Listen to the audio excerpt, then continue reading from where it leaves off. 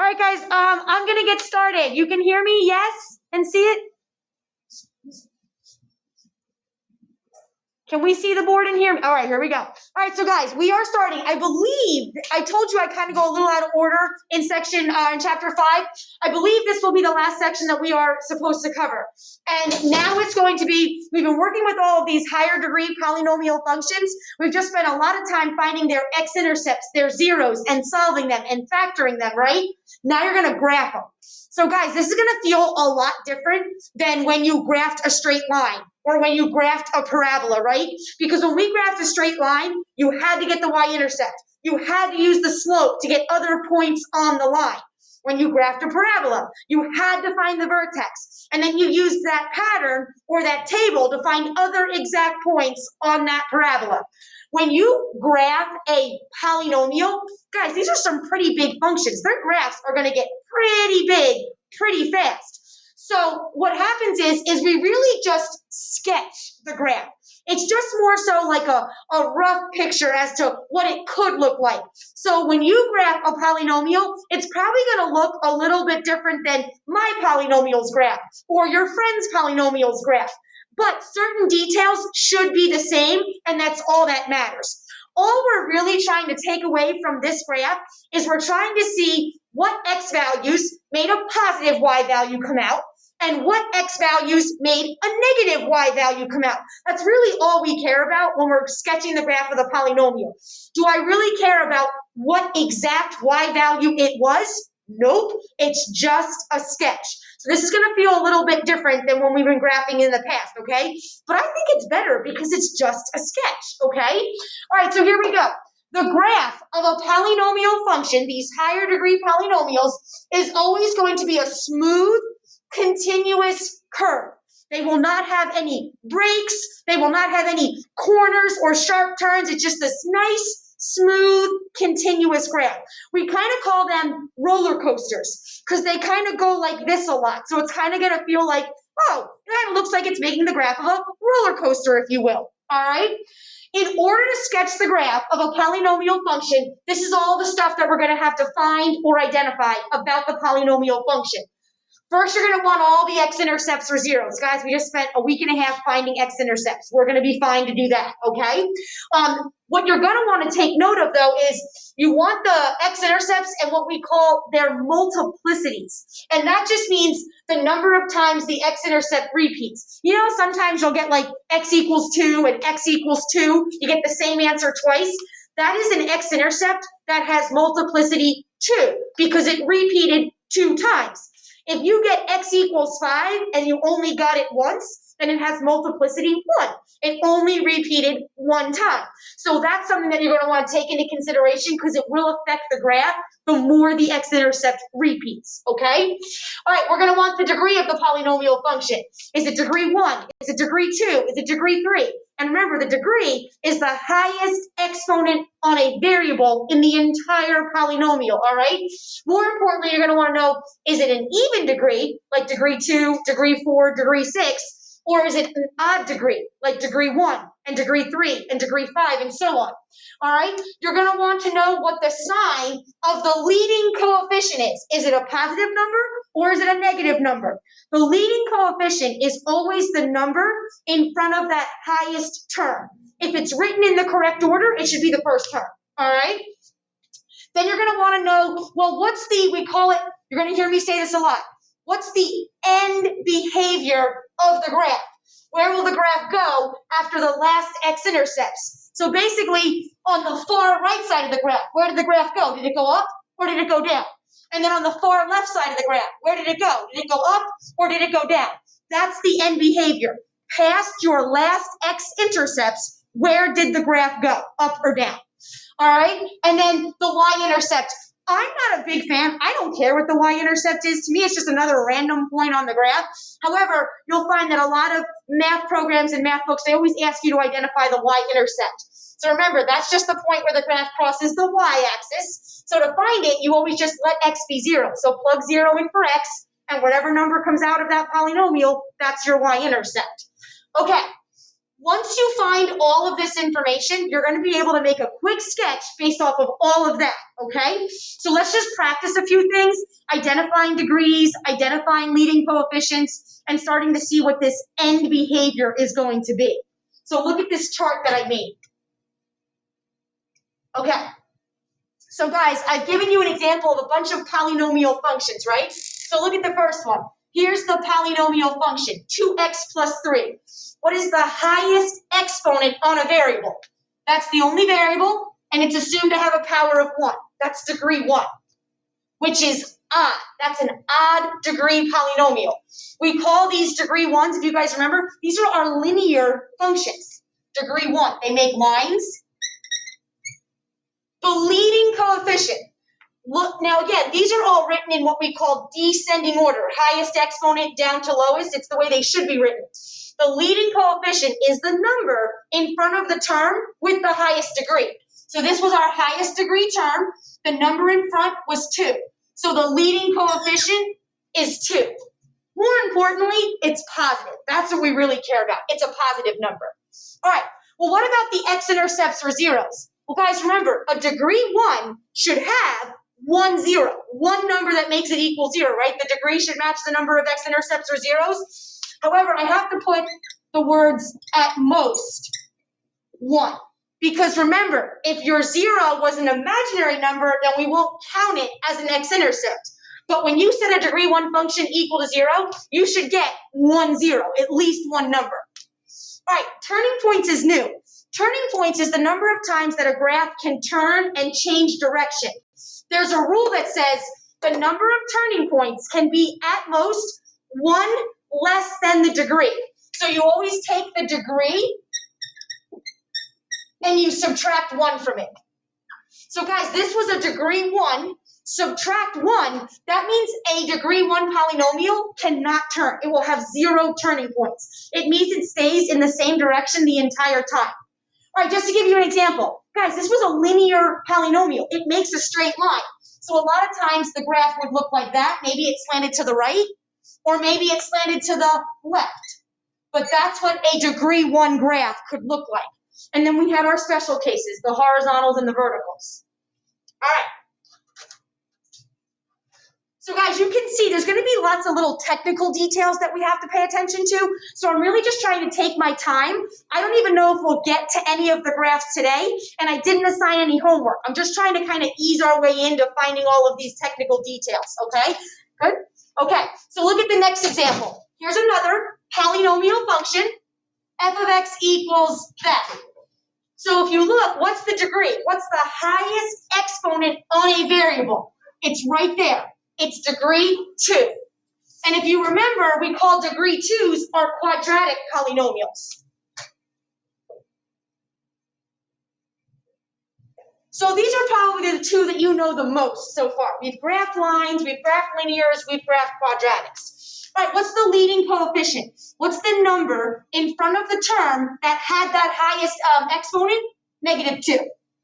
And again, all we really care about is that it's negative. It doesn't even matter that it's 2. We care that it's negative. All right, well, guys, a degree 2 polynomial should have how many zeros? 2. But in case any of them are imaginary, we wouldn't include them as an x-intercept. So we say at most 2. And then turning points. A degree 2 can turn and change directions how many times? Well, take the degree 2 and -1, that means 1 time. At most, it can turn and change direction 1 time. So guys, think of a parabola, right?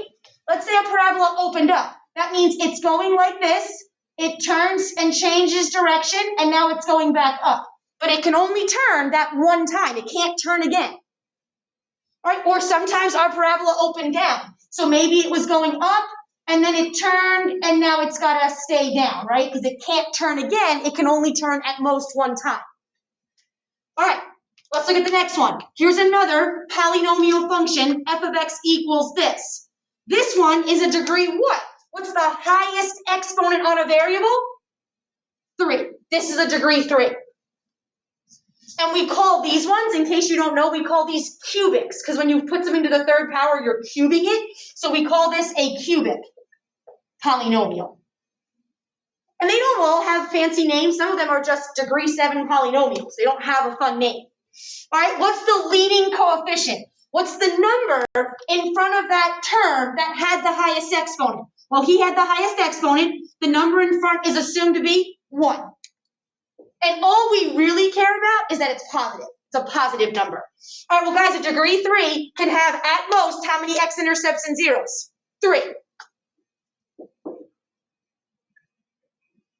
And then how many times can a degree 3 polynomial turn and change directions? Well, 3 take away 1, 2 times. At most, it can turn 2 times. So let me just give you a picture, because you haven't really seen a lot of degree 3 graphs yet. They don't all look like this, but in general, this is what a degree 3 graph could look like. Let's say it was going up, it turned once, and then it turned a second time, but now it has to stay up because it can't turn again. So that's something that a degree 3 polynomial could look like. Or maybe, let's say it was coming from up here, then it would turn once, it would turn a second time, and then it would have to stay in that direction. And again, the reason it would have to stay is that it would run out of x-intercepts. It's never going to have more x-intercepts than the degree, so it can't turn and come back up because it doesn't have any more x-intercepts to cross over the x-axis at. All right, what about this one? This is a degree 4 polynomial, right? The highest exponent on a variable is 4. So that's a degree 4, and we call these ones quartics. This is a quartic. All right? The leading coefficient, the number in front of the term that had that highest exponent was a -3. And again, all we really care about is that it's negative. All right, well, how many x-intercepts or zeros could a degree 4 polynomial have? At most, 4. But remember, some of them might be imaginary, or some of them might be repeated, okay? All right, and then the degree is 4. We take away 1. That means it can turn at most 3 times. So a lot of times we call our degree 4s our M's and W's because their graph can sometimes look like an M or a W. So for example, if it can only turn up to 3 times, let's say it was going up, it turns once, it turns twice, it turns a third time, and now it has to stay down. So it's kind of like an M, if you will. And then maybe it was going down, it turns once, it turns twice, it turns a third time, and now it has to stay up, so kind of like a W. All right, and then last, our last polynomial, this one is a degree 5. The highest exponent on a variable is 5. And we call these ones our quintics.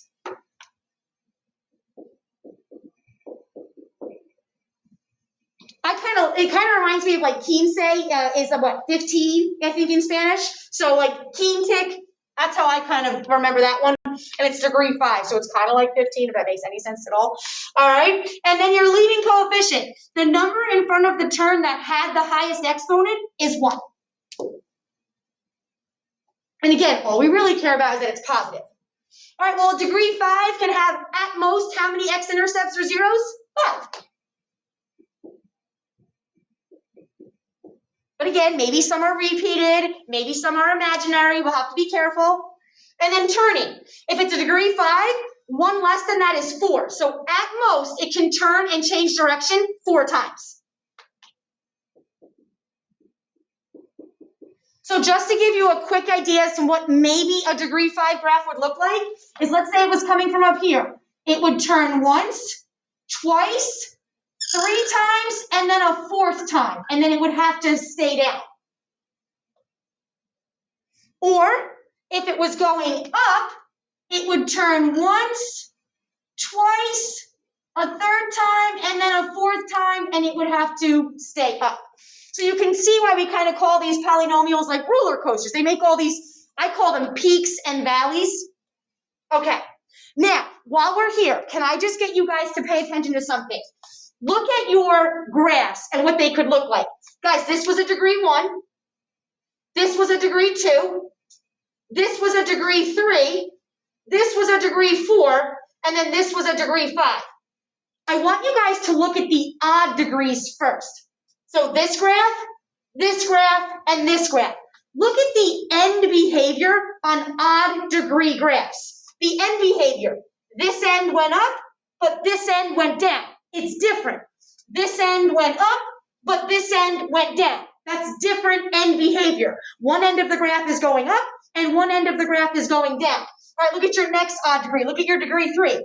This end was going down, but this end was going up. That end behavior on an odd degree graph should always be opposite. It should always be different. They never end in the same direction on an odd degree polynomial. They don't have enough turning points or enough x-intercepts to get them to end in the same direction. All right, same thing. Degree 3, this one went up, but this end went down.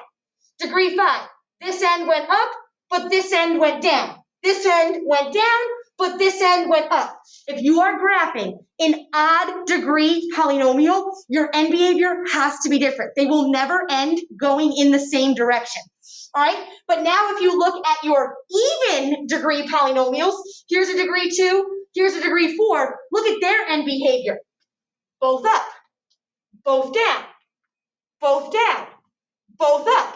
So an even degree polynomials function always ends in the same direction. They'll either both be ending up or they'll both be ending down. And that's important because when we go to sketch the graph, we have to identify what's the end behavior going to be. Is it the same and they both go up or down? Or is it different where one end is up and one end is down? You have to know that, okay? Odds are always different. Evens are always the same. Okay. Are you guys okay so far? I know this is probably so boring. I know it's a lot to take in. Are you guys okay? At home, are you guys all right? A lot of technical stuff. All right, hang in there. A lot of cameras off today. That's no bueno. No good. All right. So now,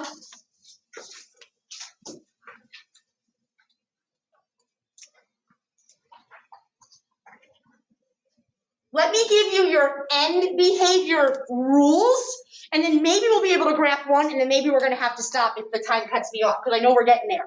But here's end behavior, because they're going to make you talk in some pretty fancy math language, so I want to make sure you're all aware of it. All right, so the end behavior of the graph, that is asking what's happening at each end of the graph after the last x-intercepts, right? To the right of the last x-intercept, where's the graph, up or down? To the left of the last x-intercept, where's the graph, up or down? Which direction is the graph going? To the right of the last x-intercept? Which direction is it going to the last x-intercept? Then they make you talk like this. As x gets bigger, so that means as x goes to infinity, as x gets bigger, what is y doing? But guys, they're not going to say y. They're going to use f of x to denote y. Because in upper level math, we don't call it y anymore, we call it f of x. When x goes into the function, what comes out? F of x. All right, so they're going to be like this. Take this graph, right? X goes to infinity, x goes to negative infinity on either side of its graph. Y goes to infinity, or y goes to negative infinity, right? So now picture a polynomial. Let's do a degree 3. Let's say we had a degree 3 polynomial. They would say, as x goes to infinity, as x gets bigger, so as x gets bigger and bigger and bigger and bigger, and you follow the x-axis, what is y or f of x doing? Is this end of the graph going to infinity, or is this end of the graph going to negative infinity? It's going up, so that means it's going to infinity. So we would say f of x goes to infinity. It just means as x gets bigger, the y is going to get bigger and bigger and bigger. All right, and then they would say, well, as x gets smaller, which means x is going towards becoming negative infinity, what is the y coordinate or f of x on the graph doing? So as x goes to negative infinity, what's y doing? So as x gets smaller and smaller and smaller, and you follow that x-axis, it's heading towards negative infinity, what's this end of the graph doing? He's going down. So y is heading towards negative infinity. And that can be a little weird because it's definitely probably some language that you're not used to seeing. But they're going to start talking like that. You're going to have to identify, as x gets bigger, is y getting bigger or smaller? As x gets smaller, what's y doing? Getting bigger or smaller? All right, these are the rules that we're going to have to follow in order to graph a higher degree polynomial function. So let me move mine up.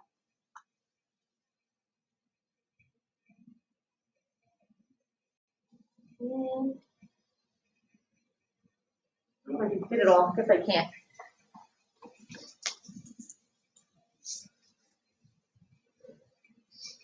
All right, here we go. This, guys, this is something you're going to have to memorize. These are the rules you have to follow when you graph a higher degree polynomial. So remember, the end behavior at the ends of the graph, odd degree is always different. They always end in different directions. So it's different.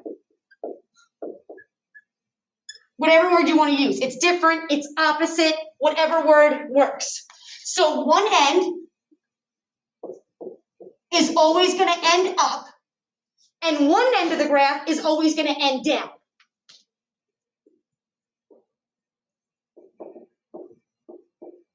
Okay, so an odd degree, a degree 1, a degree 3, a degree 5, a degree 7. The ends of the graph will always be different. One is up and one is down. I'm trying to get on camera there. Always different. Okay, which end is up and which end is down depends on what I call the LC, the sign of the leading coefficient, that leading coefficient, right? If the leading coefficient is greater than 0, which means it's a positive number. So if the leading coefficient is positive, then it's always going to be up to the right and down to the left every time. So again, if the leading coefficient is positive, it'll be up to the right side of the graph, and it'll be down to the left side of the graph every time. If the leading coefficient is less than 0, which means the leading coefficient is a negative number, then it's going to be up to the left, the negative side of the graph, and down to the right.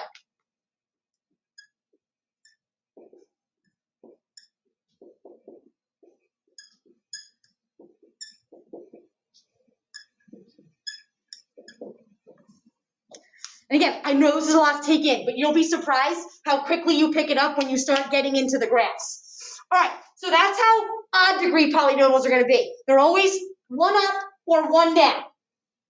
If it's an even degree, like a degree 2 or a degree 4 or degree 6, then remember the even degrees, they always have the same end behavior. So that means both ends will be up, or both ends will be down.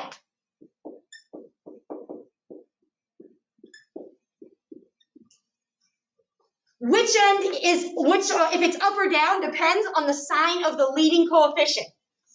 If the leading coefficient is greater than 0, meaning it's a positive number, they're going to be both up in the positive direction. Guys, think about parabolas. When that a value was positive, the parabola opened up. It's the same thing. It's an even degree. If the leading coefficient is a negative number, then they're going to be both down. And if you are sitting here saying, that's it, Hardy, I'm never going to remember all this, I'm telling you, you'd be surprised once you get into the swing of things how quickly you pick this up. All right, so guys, that's what we're going to have to know. And then last but not least, I did list a bunch of steps for you, just in case you're home and you're like, wait, what the heck was I supposed to do next? You do have a list of steps to follow. I'm not going to read them to you because it would just sound like I'm speaking Chinese. However, just remember, when you find the x-intercepts, that's the first thing you're going to want to do. Remember how we do that. We find x-intercepts by setting the equation equal to 0. Then we factor it. And then you set each factor equal to 0.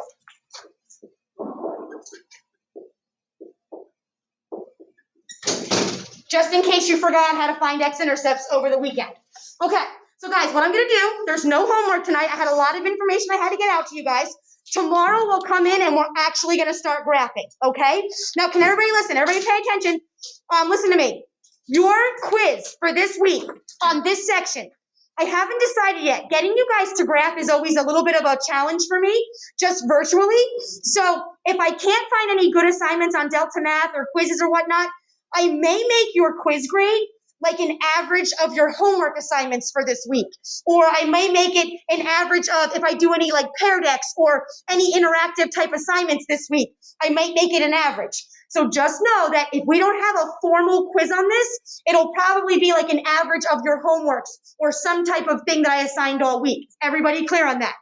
So if you choose to not do homework, now we don't have homework tonight, so that's good. But if we don't do homework, then that's on you if that goes into your quiz grade, okay? All right. Let me just double check your attendance, then I'll let you guys get out of here and we'll pick this back up tomorrow.